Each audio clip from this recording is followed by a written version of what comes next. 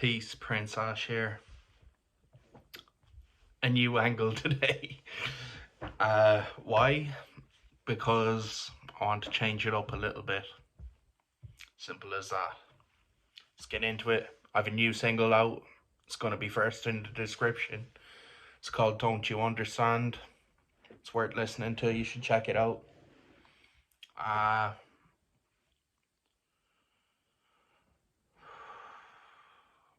Ball of nerves again. I have that ceremony tomorrow. So it's kind of hit me, like the nerves are kind of hitting me now. And it is what it is. It'll be grand.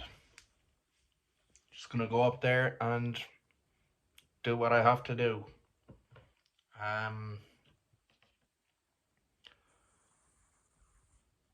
And I'm just trying not to think about it really, but I am thinking about it, so I can just basically do what I can to not think about it. I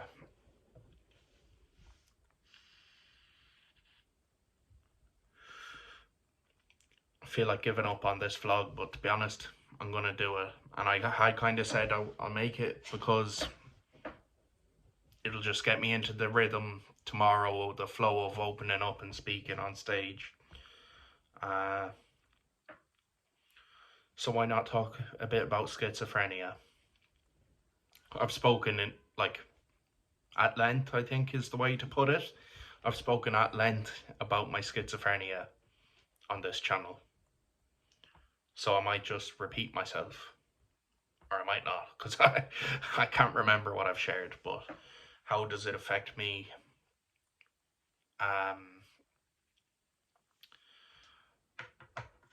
The most severe impact on me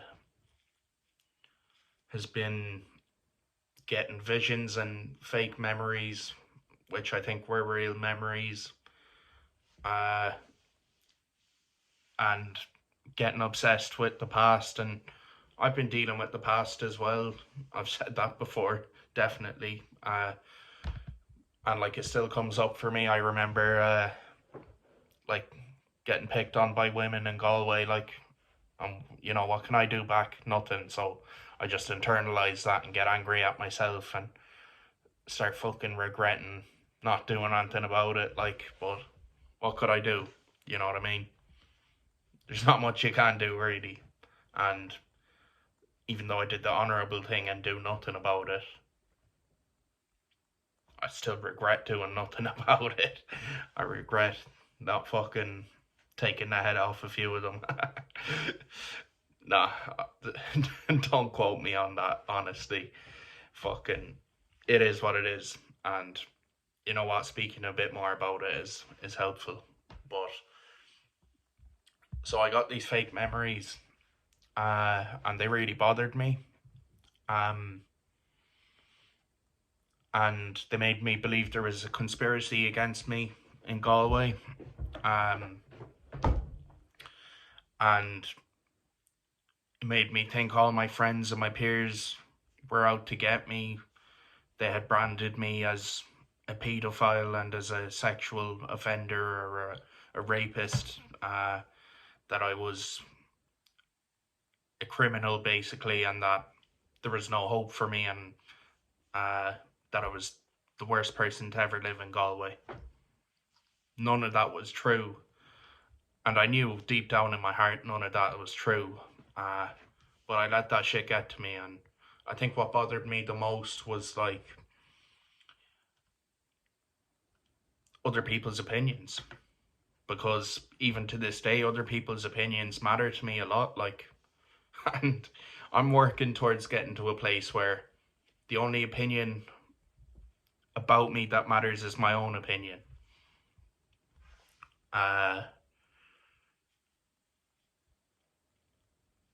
That's what I'm working towards. But I have anxiety, so if someone doesn't like me, or if someone, you know, disagrees with me or falls out with me, it bothers me, like, and that's the way my headspace is, up to this point. It's getting a lot better, a hell of a lot better, but that's something I struggle with. And to this day, like,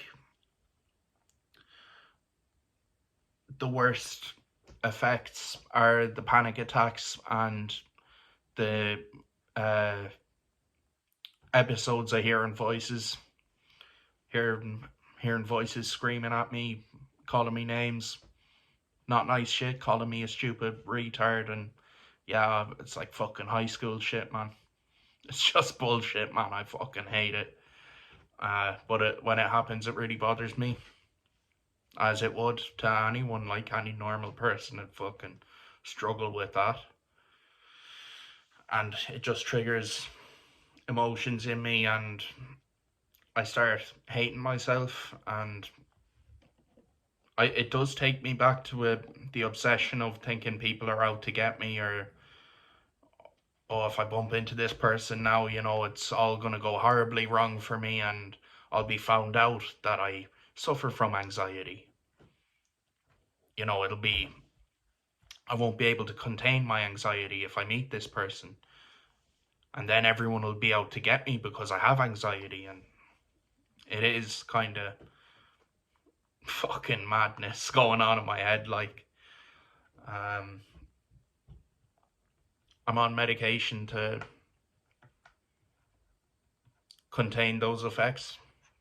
I've been on that medication for about 3 or 4 years now, and I struggle with the medication, to be honest, because it's a sedative and it makes me sleepy, and I've been fired from a job because of it, from sleeping in, like, and coming in late. I nearly got kicked out of rehab for falling asleep in group. Uh, I've missed so many appointments and all that shit. So yeah, it's like a struggle, but it manages the effects of my psychosis and schizophrenia and anxiety and everything. It manages them a lot, so I have no choice but to remain on the medication and try and treat everything else as best as I can, which I'm doing. I'm putting in the work every day to fucking get better, like. So I'm treating all these things.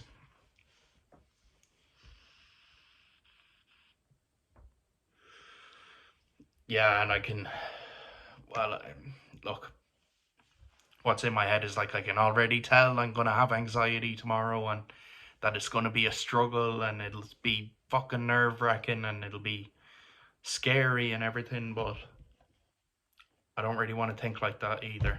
I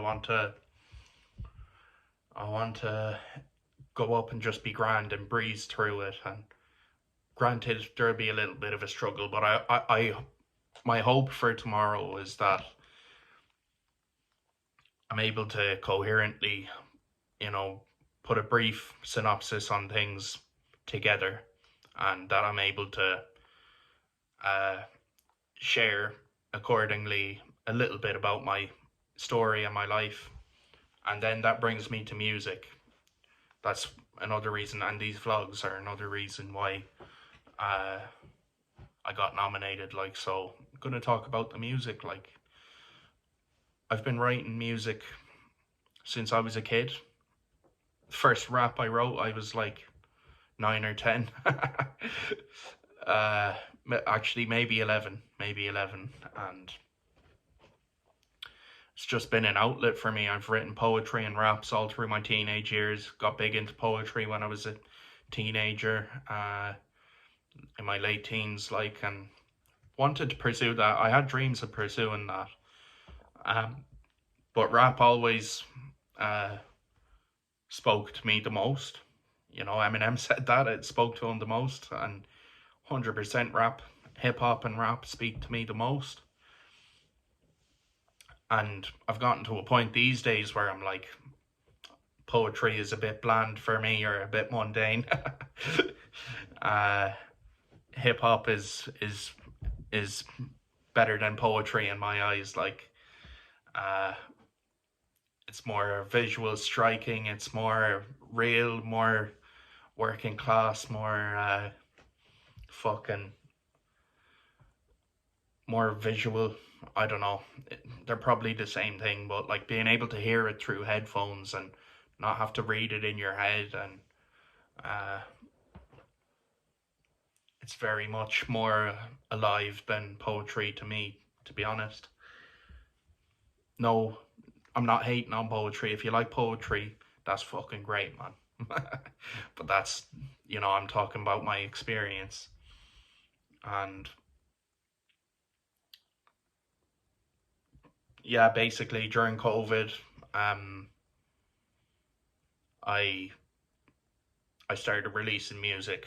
Like that was all I was doing during COVID, was just creating shit on my laptop, whether it was writing poetry, writing screenplays, writing fucking music, recording music. I used to record music with this fucking PS3 headset with a little mic that comes over your mouth like that.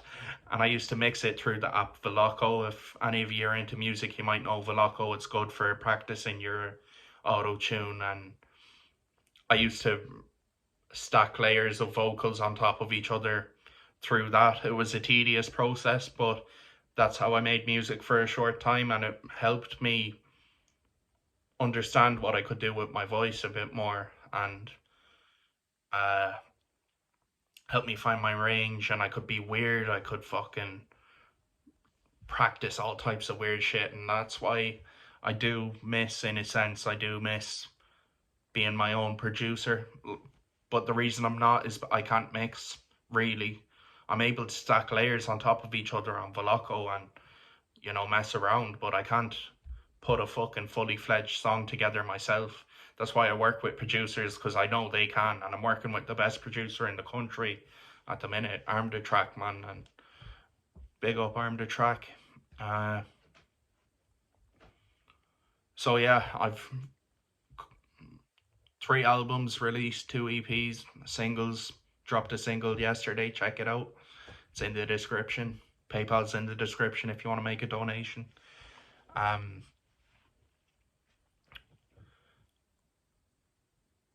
Anyway, yeah, my main inspirations: Eminem, Bones, Lil Peep, Lil Tracy, XXX Tentacion, and Husky.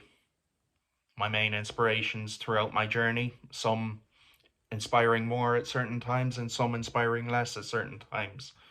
My process has changed a lot over the years, and uh, I've gotten to a place where I stand on my own anyway, and I do my thing, uh, and I can flex in my raps. So that's cool, man. Uh,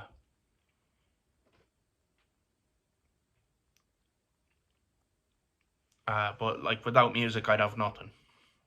I'd have nothing, because I kind of feel like aside from getting sober, I haven't really achieved anything in my life, and I haven't achieved great things through music really, but it is